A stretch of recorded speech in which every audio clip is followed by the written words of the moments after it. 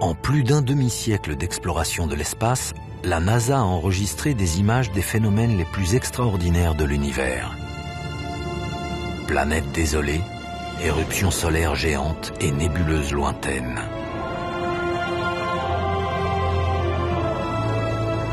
Mais certaines de ces images ont été prises tout près de notre Terre.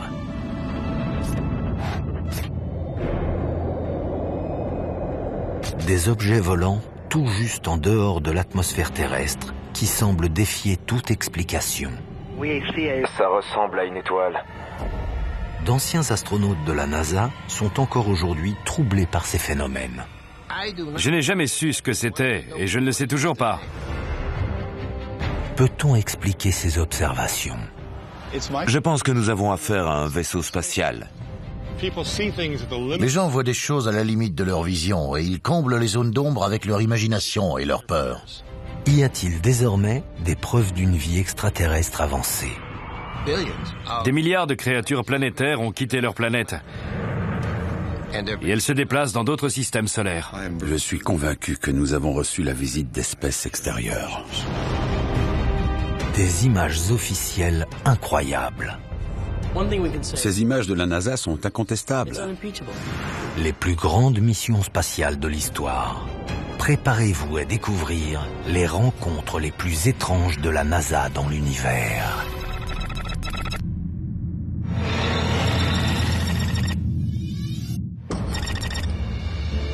« 20 février 1962, John Glenn se prépare pour une mission historique. Il va être le premier Américain à effectuer un vol orbital autour de la Terre. Glenn s'apprête à monter sur le 11e pont alors qu'il est exactement 6 heures ici à Cap Canaveral.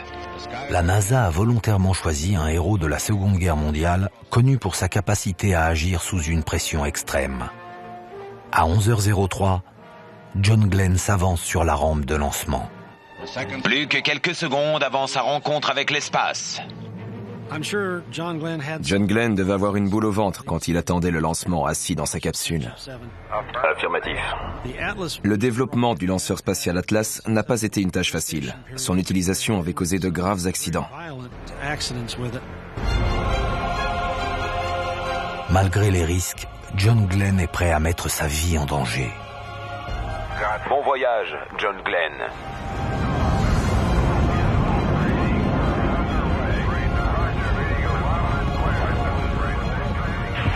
Reçu, je suis en apesanteur. Tout va bien. La capsule tourne. 5 minutes à peine après le lancement, Glenn est en orbite. Cette vue est incroyable.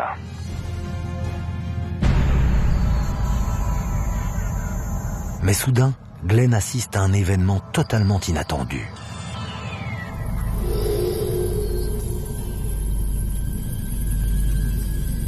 Des points de lumière flous fusent autour de sa capsule. L'appareil est entouré d'une masse lumineuse. Je n'ai jamais rien vu de pareil. Il s'approche de la capsule. On dirait une pluie de petites étoiles. Ils tourbillonnent autour de la capsule, viennent en face du hublot. Leur lumière est extrêmement vive. John Glenn a vu de petits objets par son hublot et les a appelés les lucioles. Ni lui ni personne d'autre n'a jamais su ce que c'était. Après le stress d'un lancement aussi risqué, John Glenn aurait-il pu imaginer ces lucioles? L'historien de l'espace James Oberg n'en croit rien. Les premiers astronautes étaient capables de rester concentrés même sous la pression. Ils ne se pétrifiaient pas, ne paniquaient pas. Ils avaient une attitude très particulière pour surmonter le danger. Mais s'il ne les a pas inventés, que sont ces lucioles? L'astronaute Story Musgrave a observé un phénomène similaire et pense qu'il s'agit de particules de glace. Ce sont des milliers de fragments de glace, et c'est absolument magnifique. C'est encore plus beau quand on s'éloigne, car elles tournent sur elles-mêmes. C'est comme des lucioles qui clignotent. Aujourd'hui, la plupart des experts sont d'accord avec la version de Musgrave. Mais John Glenn était à l'aube d'une nouvelle ère pour l'exploration humaine, où chaque lancement était un voyage vers l'inconnu. rechercher des signes d'une vie extraterrestre peut paraître étrange. Mais aujourd'hui, la plupart des scientifiques pensent que la vie existe ailleurs dans l'univers. C'est certain, car nous découvrons toujours plus de planètes. 1500 à ce jour. Il est absurde de penser qu'aucune vie ne s'est développée sur ces planètes, que nous sommes seuls dans l'univers. C'est comme revenir à la croyance que la Terre est le centre de l'univers. Sur Terre, on a découvert de la vie dans toutes sortes de milieux. On commence même à découvrir des planètes semblables à la Terre. Tous ces signes nous conduisent vers la même conclusion, il y a probablement de la vie ailleurs.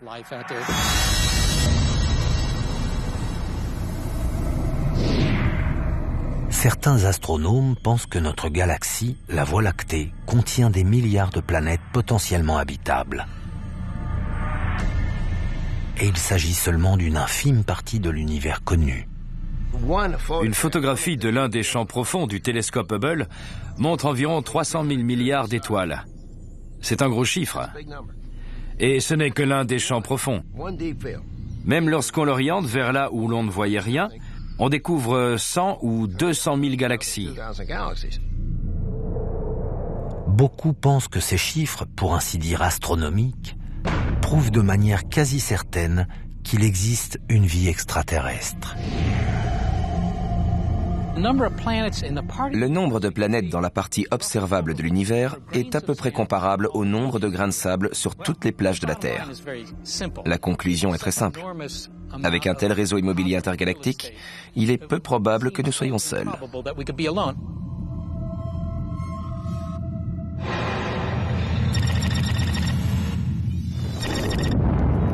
3 juin 1965.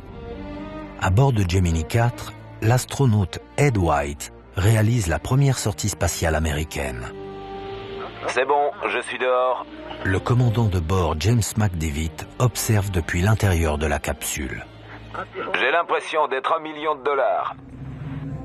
Le lendemain, Ed White dort pendant que Gemini survole l'océan Pacifique. Soudain, McDivitt aperçoit un objet près de leur appareil. Un extrait officiel du journal de bord rapporte la conversation de McDivitt avec Houston. Il y avait des gros bras qui dépassaient, ça ressemblait à... Je ne l'ai vu que quelques secondes. Je l'ai filmé avec la caméra et avec le Hasselblad. De retour sur la Terre, la NASA et le NORAD, le commandement de la défense aérospatiale nord-américaine, tentent d'identifier le phénomène. L'objet humain le plus proche qu'ils localisent est à près de 1900 km. Nick Pope était enquêteur officiel chargé des ovnis pour le ministère de la Défense britannique. Il a étudié des milliers de phénomènes s'étalant sur près de 50 ans.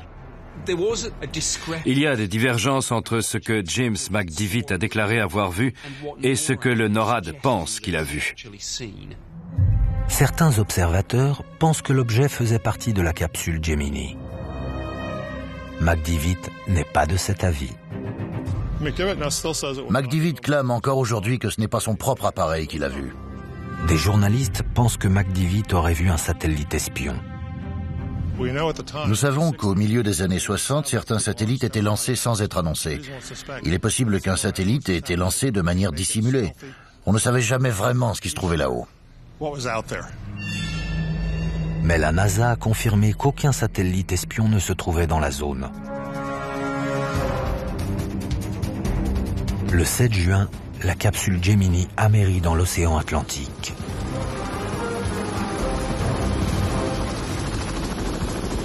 Les scientifiques extraient de la capsule des images de McDivitt. Il faudra 4 jours pour les développer. Lorsqu'elles sont rendues publiques, McDivitt affirme que ce ne sont pas des images de l'objet qu'il a vu. J'ai vu les photos originales du vol. Il est clair qu'il n'a pas pris en photo ce qu'il a vu. La nature de cet objet reste un mystère. Aujourd'hui encore, les observations de McDivitt restent inexpliquées.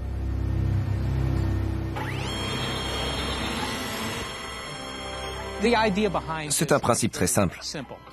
On tente de trouver la plus longue fréquence radio possible et on cherche un signal. Prouver l'existence d'une autre espèce intelligente bouleverserait le futur de notre espèce.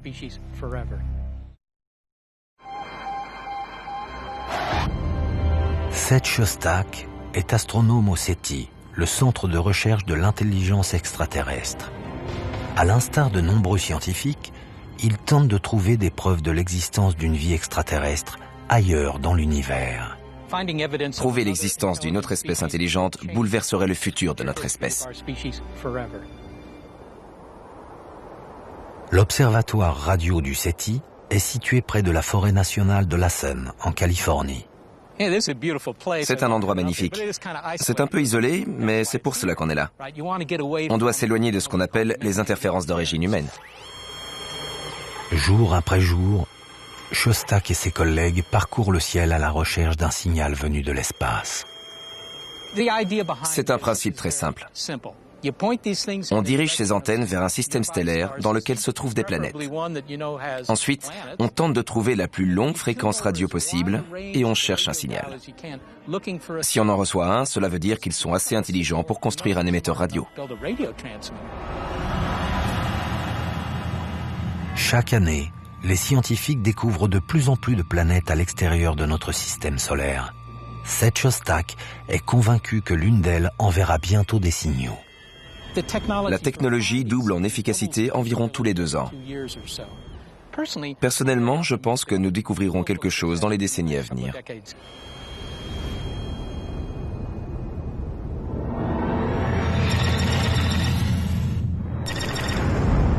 4 décembre 1965.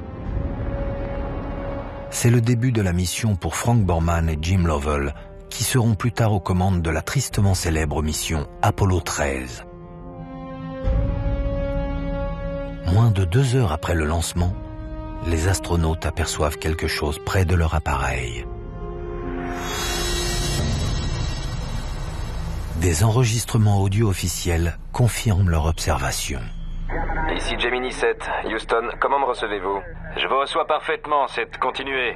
Appareil non identifié en vue à 10 heures. Jim Lovell, ancien pilote de la marine, emploie l'expression « appareil non identifié » qui désigne un vaisseau ennemi. Frank Borman affirmera plus tard qu'il s'agissait en fait de la fusée lanceur. Mais les conversations enregistrées durant la mission suggèrent une interprétation différente. Les agents au sol demandent « s'agit-il de la fusée ou d'un autre objet ?» Lovell répond « il y en a plusieurs, on dirait un objet et on voit aussi la fusée. »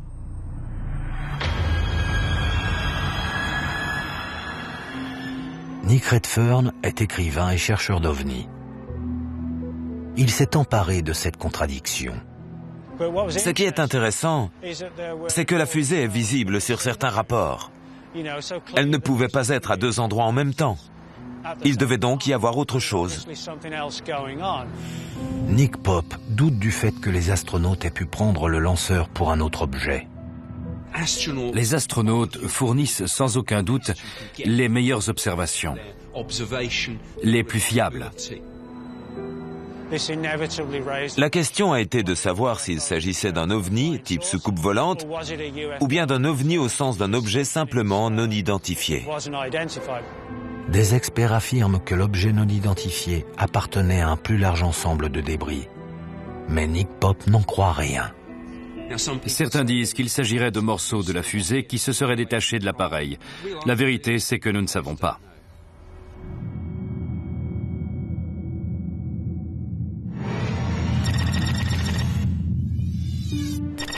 « 12 septembre 1966. Pete Conrad et Richard Gordon se préparent pour la 17e mission spatiale habitée des États-Unis. Nous maintenons la position. Une fois le lancement réussi, le premier défi est l'amarrage avec un autre engin spatial. Reçu, commencez l'amarrage. À plus de 27 000 km/h, les astronautes réalisent cette manœuvre extrêmement complexe dès la première tentative. Nous sommes amarrés. Nous confirmons l'amarrage. Reçu, excellent.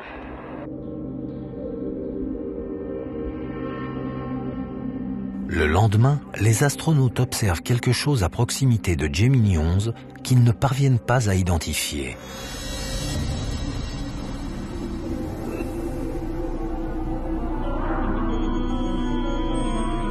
Il s'agit d'un objet lumineux qui semble changer de forme devant leurs yeux. L'équipage a remarqué un objet lumineux qui s'approchait d'eux. Ils l'ont photographié alors qu'il passait devant le hublot. De nouveau, les agents au sol tentent d'identifier l'objet. Selon eux, l'objet humain le plus proche est un satellite russe en orbite à 450 km de là.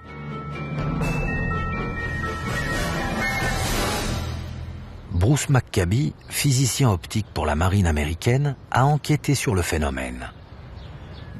Étant donné la distance focale de l'appareil utilisé et la taille de l'objet dans l'image, il est selon lui impossible qu'il s'agisse du satellite russe.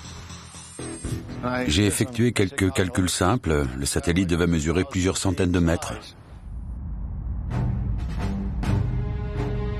Les suspicions de Bruce McCabe ont été confirmées quand il a vérifié les coordonnées de l'appareil.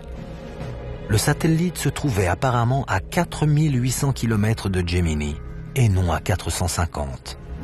Il y a une grande différence entre le résultat de mes calculs et la localisation initiale. Ce n'est donc pas le satellite Proton 3 qu'ils ont vu. Ce qu'ils ont vu reste à découvrir.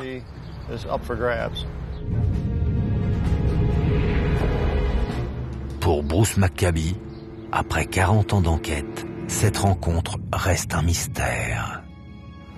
Ce que j'appelle un objet véritablement non identifié, c'est lorsqu'après une enquête minutieuse, le phénomène reste inexpliqué. Je pense qu'il y a des centaines de millions, peut-être des milliards, de créatures planétaires qui ont quitté leur planète et visitent d'autres systèmes solaires. Comment des extraterrestres se rendraient-ils sur Terre ? Les planètes potentiellement habitables se trouvent à des milliers d'années-lumière.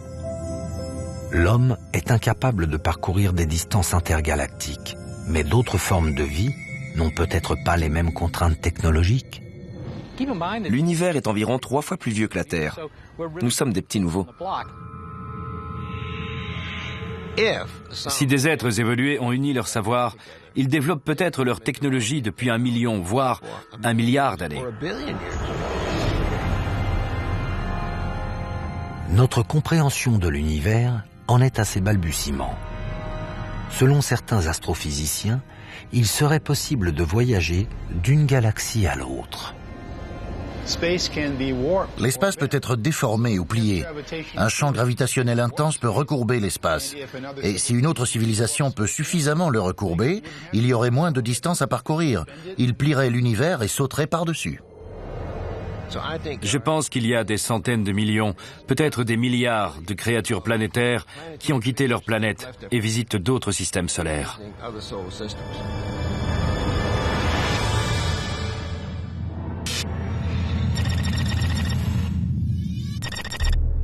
16 juillet 1969.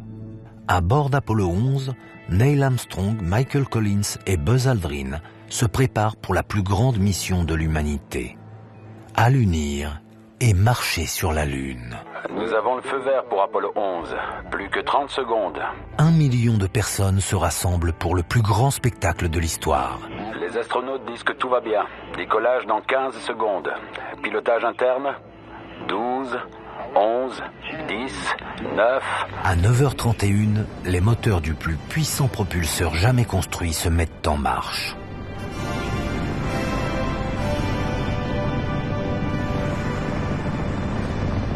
Alan Bean, astronaute d'Apollo 12, décrit l'expérience. La seule chose que j'ai pensé, c'est est-ce que le métal de la navette va être assez solide pour supporter ces vibrations? Décollage réussi. Je n'imaginais pas que la machine puisse supporter cela et fonctionner encore.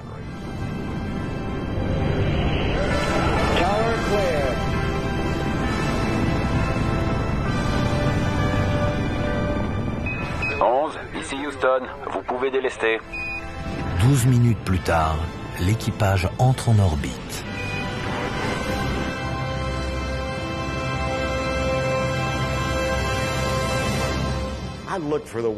Pendant une seconde, j'ai cherché le fil auquel était suspendue la Terre. On reste des terriens, on ne devient pas d'un coup des hommes de l'espace. C'est impossible. Des millions de personnes à travers le monde regardent la mission se dérouler. 11, vous avez un sacré public. C'est diffusé en direct aux États-Unis, au Japon, en Europe, en Amérique du Sud. Au bout de 3 jours, les astronautes remarquent un objet clignotant. Armstrong contacte immédiatement le centre de contrôle. Connaissez-vous la position du S4B par rapport à nous? Ils ne passent un appel radio que s'ils ne peuvent vraiment pas expliquer ce qu'ils voient. Le S4B, dont parle Armstrong, est un morceau de la fusée Saturn V. D'après la NASA, le S4B se trouvait à près de 9600 km, soit trop loin pour qu'ils le voient.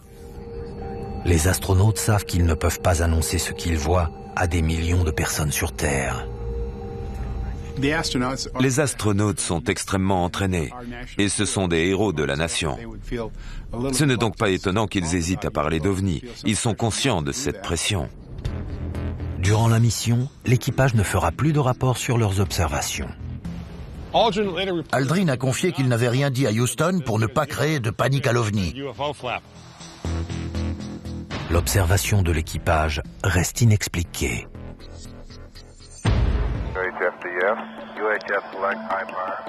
Dans les années 60, avec l'augmentation du nombre de missions spatiales, on a vu s'accroître le nombre d'observations d'objets non identifiés. Avec les premières observations d'OVNI aux États-Unis, l'armée de l'air s'est retrouvée face à un problème.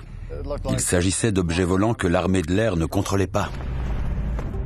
En 1968, pour tenter de régler le problème, l'armée de l'air commande une enquête complète qui portera le nom de rapport Condon.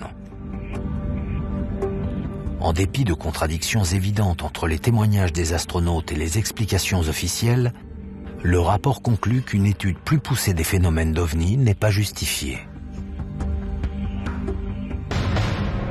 Le rapport Condon visait à décourager une discussion publique de ces phénomènes. C'était une couverture. Les gouvernements sont fondés sur le secret. Ajoutez à cela le tabou sur la question des ovnis, et cela explique pourquoi le public pense que les gouvernements cachent quelque chose. Contrairement aux États-Unis, le gouvernement britannique a créé un département d'enquête sur les phénomènes ovnis restés ouvert plus de 50 ans. Voici le rapport d'un officier de l'armée à propos d'un atterrissage d'ovnis. Nick Pope travaillait dans ce département jusqu'à sa fermeture soudaine en 2009. Avant d'occuper ce poste au ministère de la Défense, j'étais très sceptique sur les ovnis. Mais aujourd'hui, je pense qu'il est possible que nous ayons reçu des visites. Dans les documents du ministère ou de la NASA, certaines choses sont inexplicables.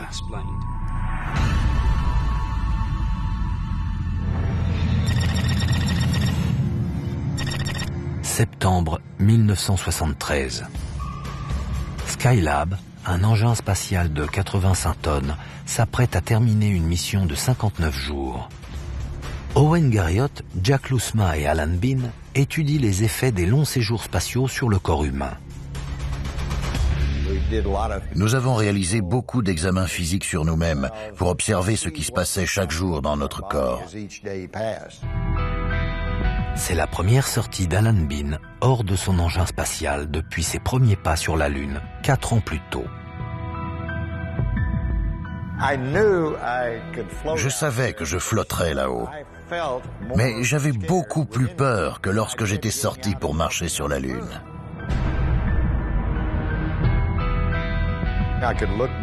Je pouvais regarder en bas. Je n'y croyais pas. Le delta du Nil, l'Afrique. Est-ce que tu as démêlé le câble? C'est une expérience incroyable. C'était magique de flotter dans les airs et de se déplacer aussi vite. Le 20 septembre, le pilote Jack Lousma remarque quelque chose. Une puissante lumière rouge qui clignote et traverse le ciel. Alan Bean rapporte l'événement dans son journal de mission. C'est écrit là. Par le hublot, nous avons vu une puissante lumière rouge qui clignotait toutes les 10 secondes. La lumière s'est intensifiée et l'objet a fait route avec nous pendant 20 minutes. C'est l'objet le plus lumineux que nous ayons vu.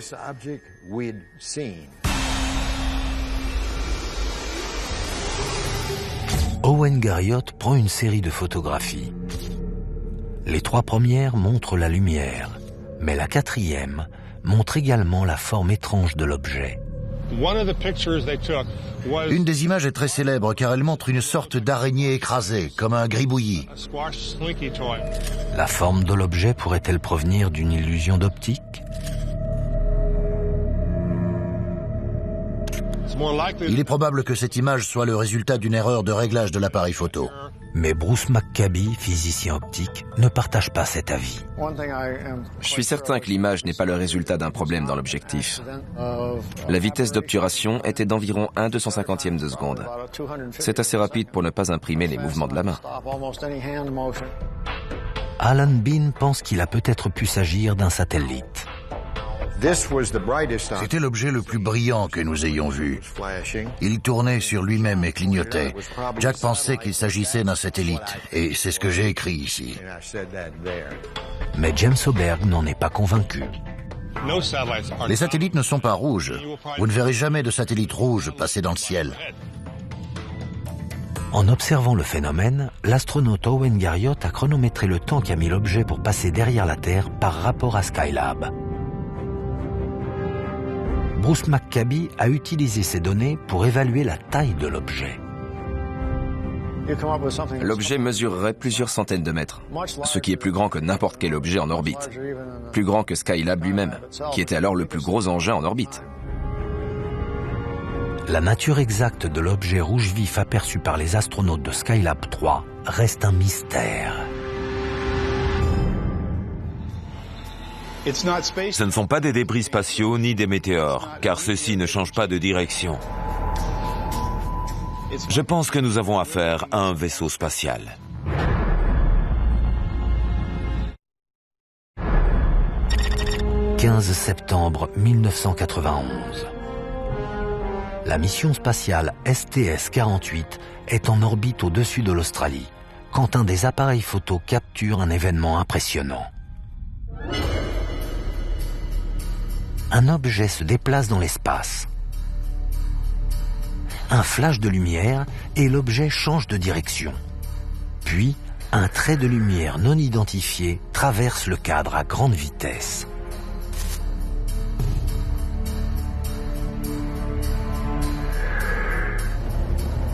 James Oberg travaillait au contrôle des missions au moment de l'incident. La vidéo de STS-48 est l'exemple type d'une rencontre entre une navette spatiale et un ovni.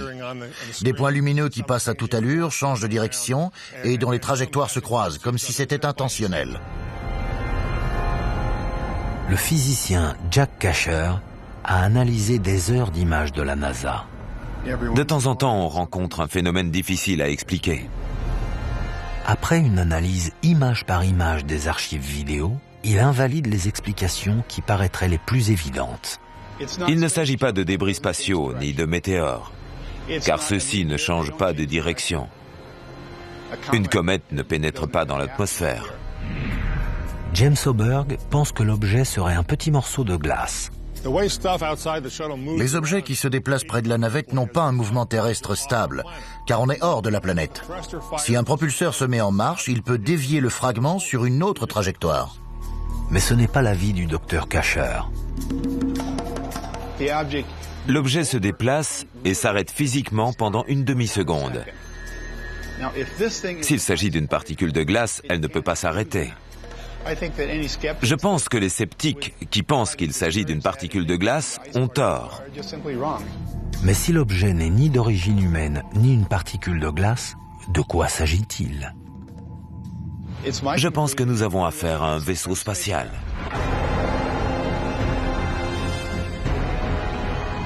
Mais d'où vient le flash qui apparaît lorsque l'objet change de direction ?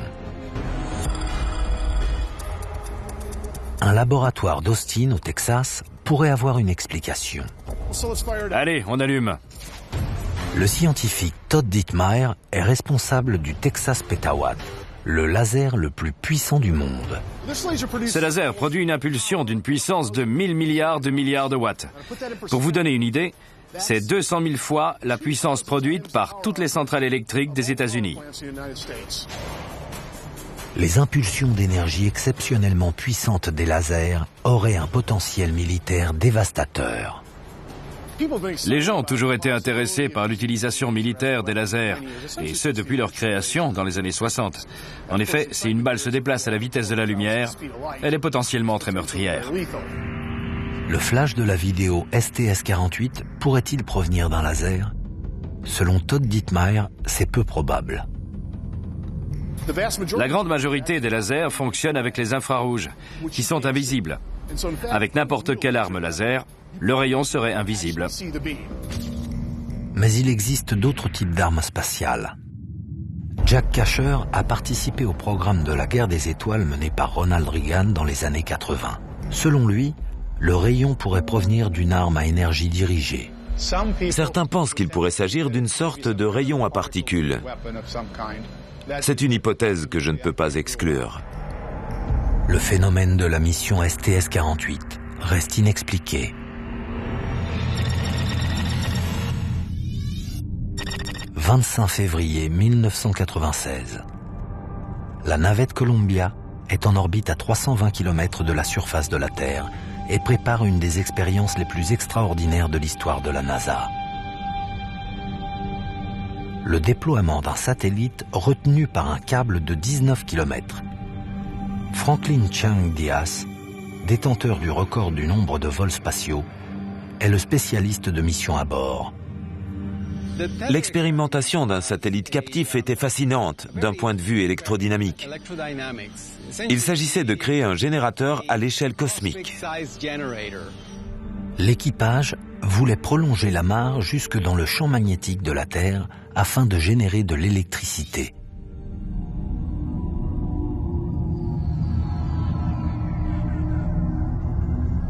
En déployant la mare, les astronautes détectent un courant. Soudain, le câble casse. La mare, presque aussi longue que le quartier de Manhattan, menace à présent la navette et son équipage. Nous ne voulions pas que la mare s'enroule autour de la navette lors de la prochaine orbite. Nous devions effectuer une manœuvre et sortir de cette trajectoire. L'équipage de la navette évite le désastre en regardant du matériel de plusieurs millions de dollars s'éloigner vers le néant.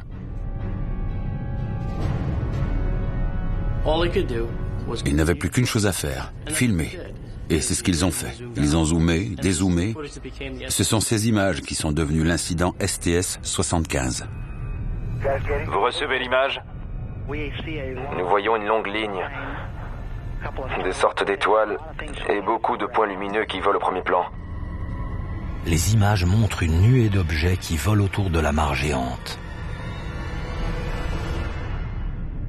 L'analyste photo Mark D'Antonio est fasciné par ces images. De gros objets flottent derrière la mare. À cause de leur contour très net, on peut penser qu'il s'agit de véhicules élaborés par une intelligence. Les objets sont d'une taille exceptionnelle et sont également très nombreux. La mare est à des kilomètres. Elle mesure 19 kilomètres. Et ces objets ont l'air de se trouver eux-mêmes à des kilomètres d'elle. C'est pour cela que la communauté OVNI a été si enthousiaste. Ils avaient trouvé leurs preuves. Mais Mark D'Antonio pense que les images ne reflètent pas la réalité. Cette expérience démontre sa version des faits. J'ai coupé ce morceau de plastique pour simuler la mare. C'est très réfléchissant, tout comme la véritable mare. Mark D'Antonio pose la mare à une certaine distance de la caméra. Il accroche ensuite des particules en face de la caméra et commence à filmer. Les particules sont très lumineuses, mais elles sont également floues. Ainsi, elles paraissent très grosses. Les images vidéo reproduisent l'illusion d'optique. Les petits objets du premier plan paraissent passer derrière la mare brillante située à distance.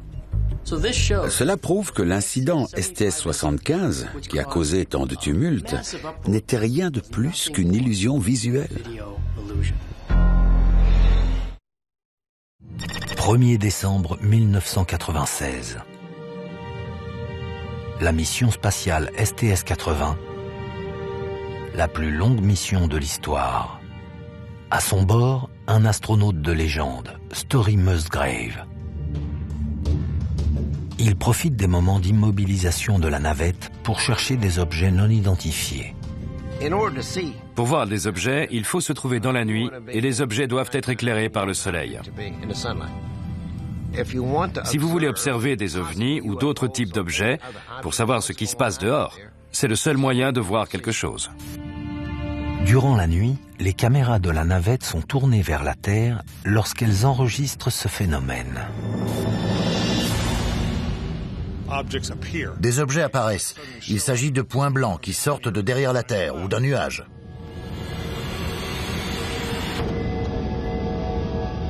Les objets semblent soudain former un cercle. À cause de la position particulière de ces objets, on pourrait penser que c'est pour attirer l'attention.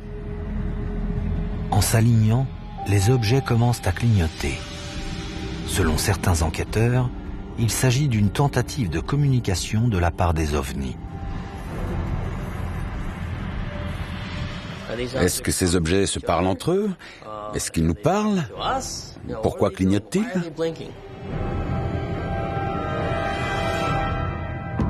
Mais l'analyste Marc D'Antonio a élaboré une théorie pour expliquer le clignotement. Les caméras à haute sensibilité détectent les intensités. Elles ne perçoivent pas les formes des objets. Ces objets ont des formes irrégulières et ce que les gens ne savent pas, c'est qu'ils tournent sur eux-mêmes. Ainsi, ils présentent un côté éclairé et un côté moins éclairé. Éclairé, moins éclairé, selon leur mouvement. Pour ce type de caméra, c'est un clignotement. Les observateurs pensaient que les objets étaient dans l'atmosphère, à des milliers de kilomètres. Si c'était vrai, cela aurait été très impressionnant. Mais ce n'est pas le cas. James Oberg pense également que les objets sont des fragments de débris qui passent à proximité de la navette. Les choses changent d'aspect selon certaines variations et certains mouvements. Vous verrez des cercles, des triangles, des rectangles, tout ce que vous voulez, si vous attendez assez longtemps.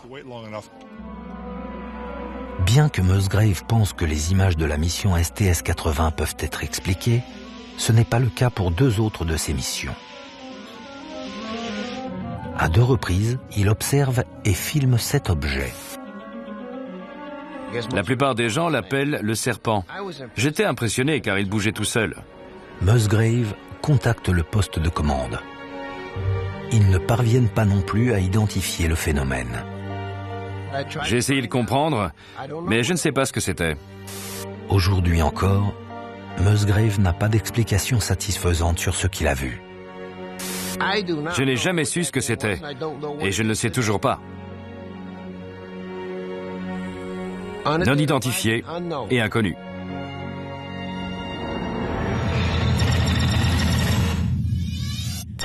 « 9 septembre 2006. Mission spatiale STS-115. Bientôt, ces astronautes se déplaceront à Mach 23, à plus de 320 km de la Terre. Des caméras filment chaque seconde du lancement. Mais elles enregistrent aussi un phénomène que les experts ont du mal à expliquer. Décollage dans 3 minutes. L'astronaute Winston Scott le sait bien. Le lancement d'une navette est la poussée d'adrénaline ultime. Je me souviens, j'étais allongé dans la navette. Je me rappelle du compte à rebours, du bruit des moteurs, de la fumée et du cri que j'ai poussé, comme sur une immense montagne russe. Les propulseurs démarrent et c'est parti pour un tour de piste.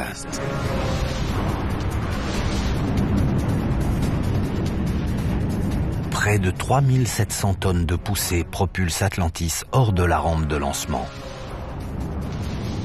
Après 45 secondes, la navette franchit le mur du son. Atlantis brûle désormais une piscine de carburant toutes les 25 secondes.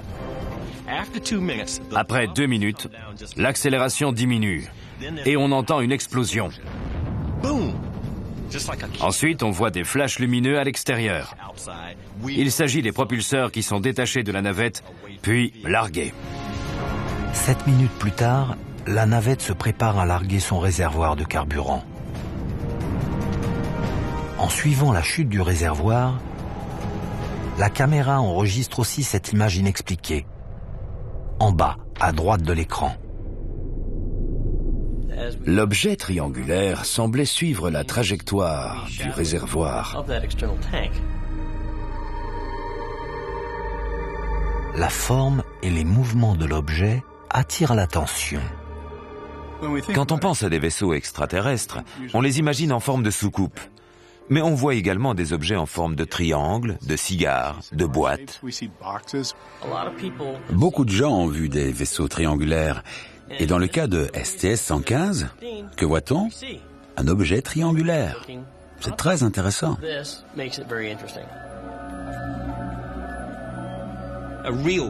Un véritable vaisseau extraterrestre pourrait très bien ne pas ressembler à ce que nous avons imaginé.